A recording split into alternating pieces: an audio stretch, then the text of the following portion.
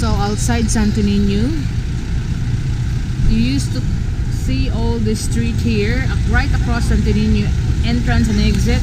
We pull up with vendors, but you can see this is already cleared out and they are on the side.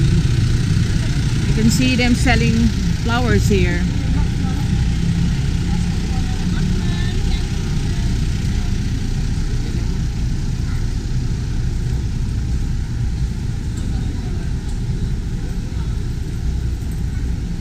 And delicacies from the Philippines. And of course the Santo Nino image. Pila na yun, ana, madam? 550, ma'am. 550 for this.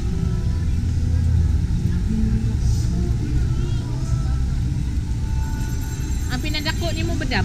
5,000 na kada nagtutuban. Kanita na? 5,000. Wala pa na labot sa iyang case? Kanamang ibutang ni mo kaha ba? Dito? Ha? Magpapilido. Ano mamaya tumusa mo, palitan na siya. Dito sa kanang glass center. Patuyukan nila sila. Okay, yung size mo. Kaya naman na kayo, may naghiwa na daan.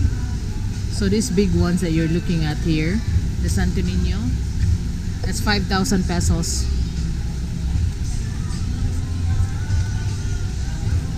So you got little Santo Nino here for your novena if you want to bring some in your bag, which I have one.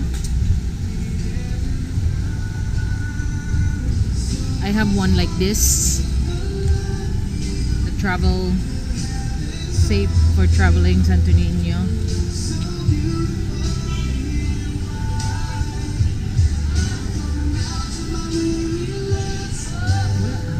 And then eateries. So that's outside Santo Nino Church. That's Santo Nino Church, you can see up there.